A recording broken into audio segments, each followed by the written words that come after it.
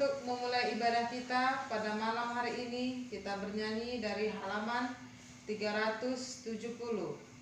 Kasihanilah kami ya Tuhan, karena Dikau Maha Rahim. 2, 3, ya. Kasihanilah kami ya Tuhan, karena Dikau Maha Rahim.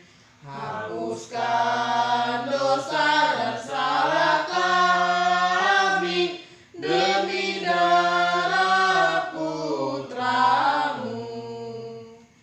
Jadikan hati kami suci dan sanubari pun berseri, agar bersorak-sorai lidah kami mewartakan kasih-Mu.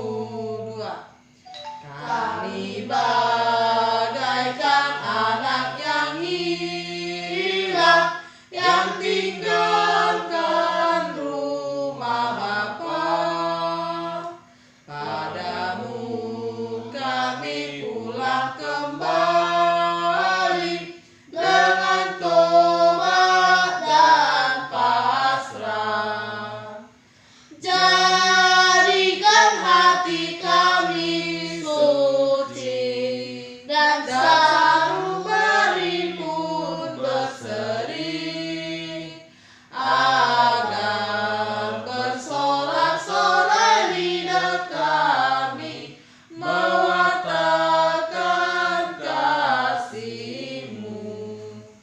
Dalam nama Bapa dan Putra dan Roh Kudus, amin.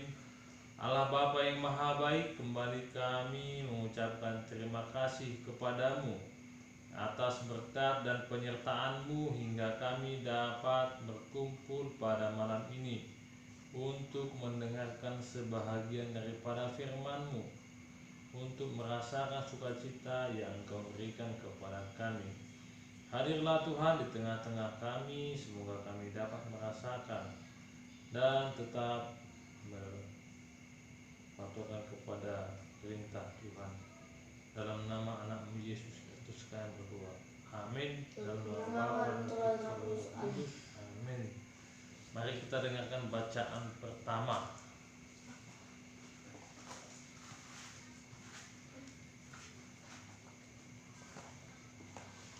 Perkenalkan, nama saya Mario Josephine Simanihuru, kelas 5. Saya akan membacakan Kolose 3 ayat 18 sampai 21. Hai istri-istri, tunduklah kepada suamimu sebagaimana seharusnya di dalam Tuhan. Hai suami-suami, kasihilah istrimu dan janganlah berlaku kasar terhadap dia. Hai anak-anak, taatilah orang tuamu dalam segala hal, karena itulah yang indah di dalam Tuhan. Hai bapak-bapak, janganlah sakiti hati anakmu, supaya jangan tawar hatinya. Demikianlah sabda Tuhan. Syukur kepada Allah. Marilah kita bernyanyi. Kita bernyanyi dari halaman 378. 378. Tuhan, Dikau naungan hidupku, indahkan doaku. 2, 3, ya. Tuhan, Dikau naungan hidupku, indahkan doaku. Bila hati mengarah padamu, limpahkan rahmat-Mu. Aku selalu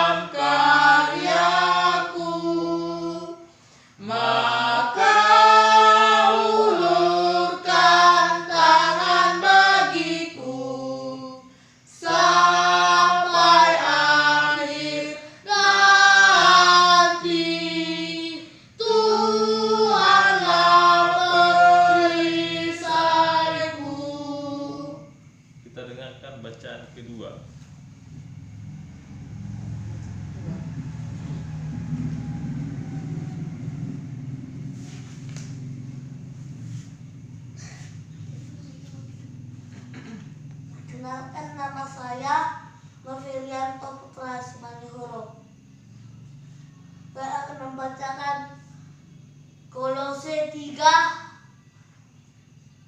ayat 18 sampai 21. Hai istri-istri,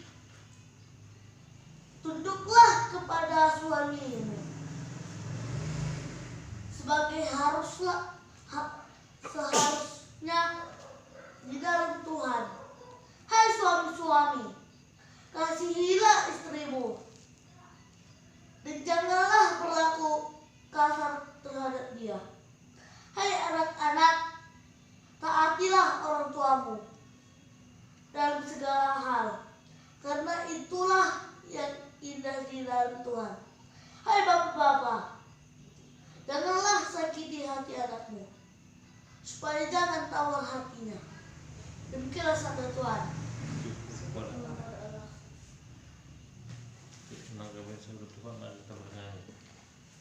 Kita bernyanyi di halaman 376.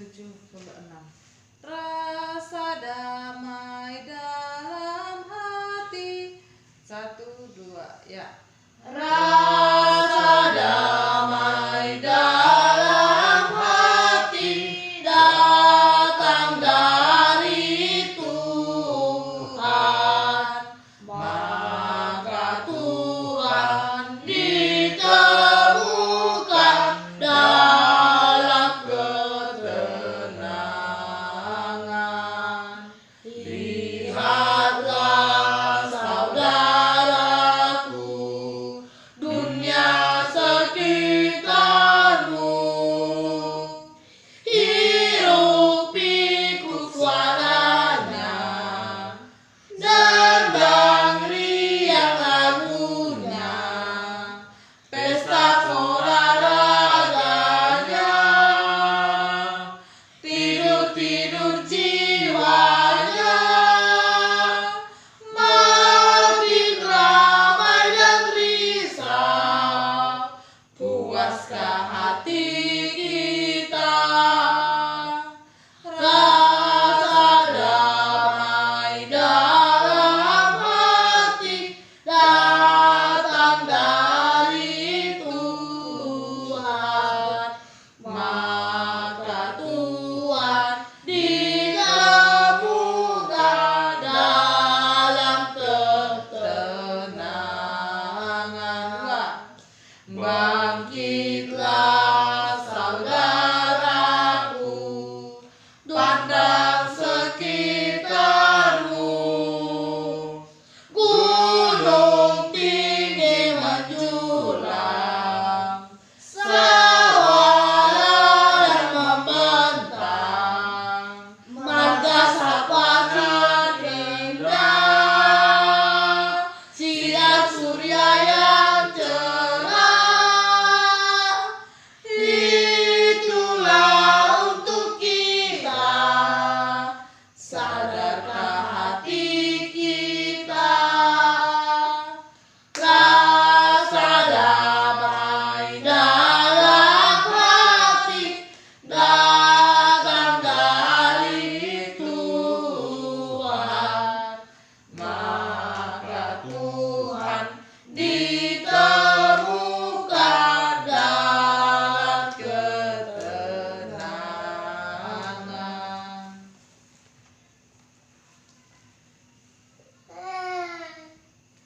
Pelita hati pada malam hari ini adalah cara dan tujuan penting dalam kehidupan manusia untuk sampai kepada Allah. Orang benar akan diselamatkan oleh Tuhan. Demikianlah hendaknya orang memandang kami sebagai hamba-hamba Kristus yang kepadanya dipercayakan rahasia Allah, yang akhirnya dituntut dari pelayan-pelayan yang demikian ialah bahwa mereka ternyata dapat dipercayai.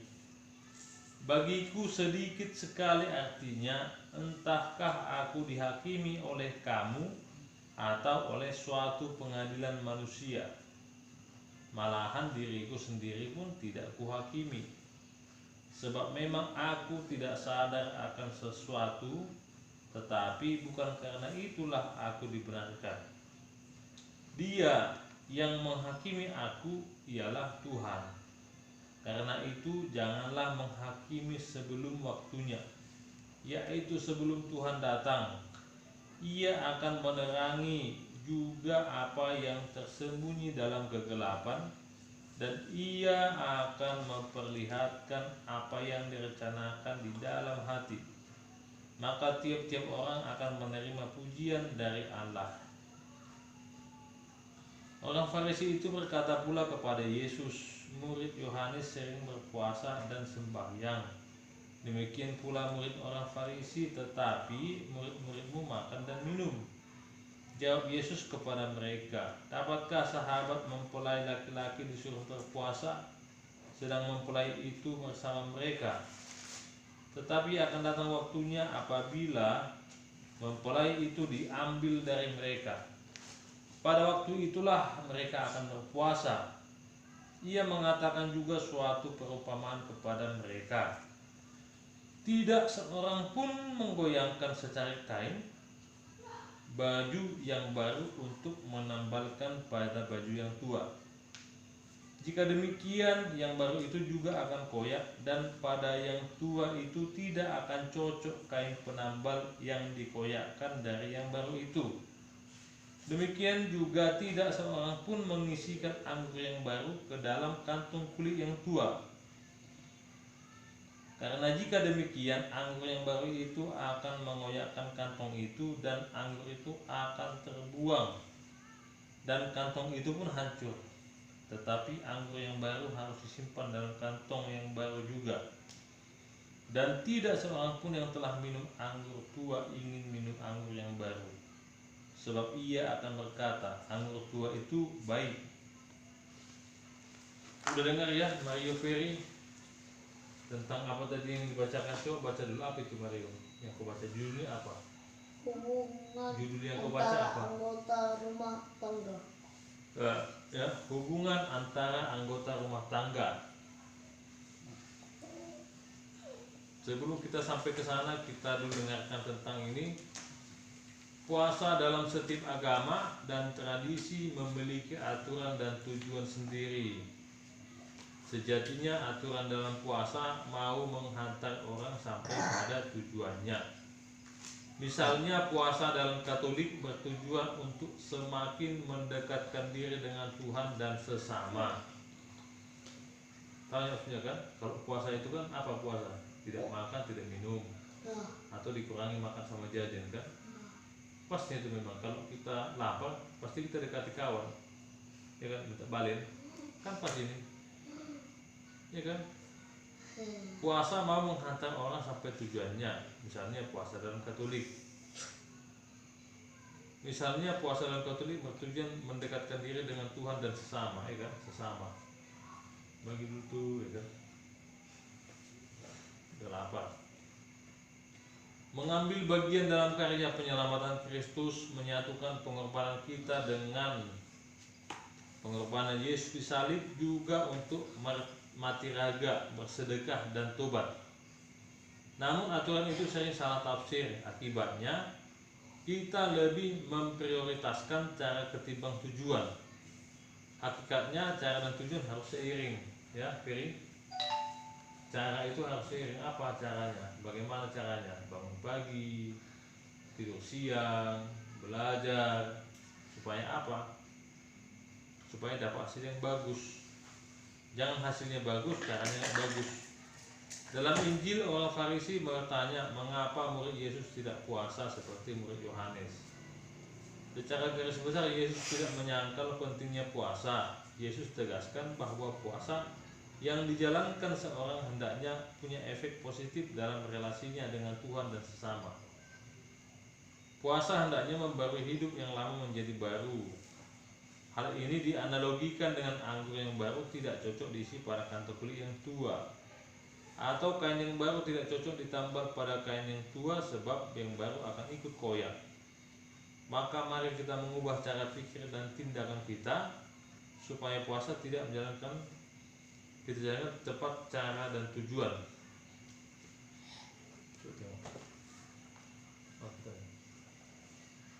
Di sini tadi ada dibuatkan di sini Istri-istri tunduklah kepada suamimu. Macam tadi kan tunduk gini, ya kan?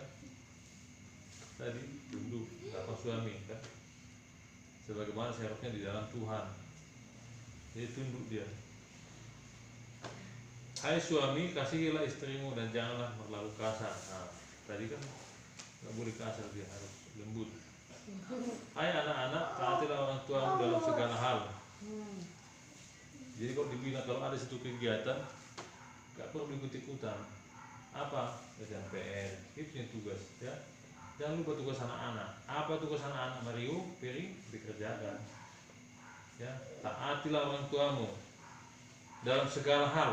Nggak ada yang dikecualikan. Semua harus taati.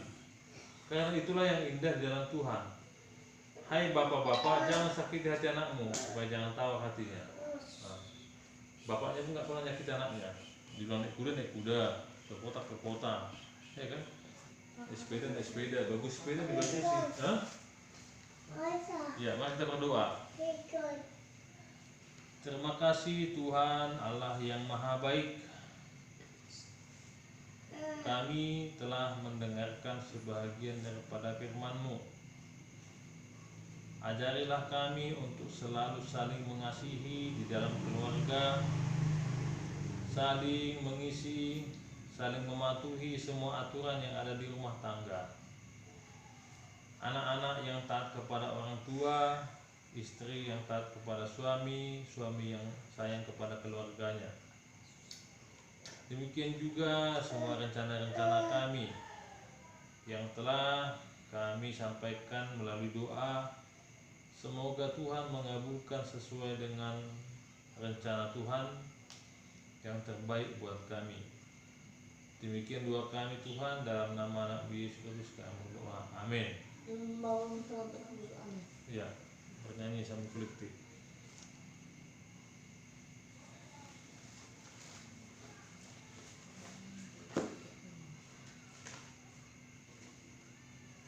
Kita bernyanyi di halaman 236.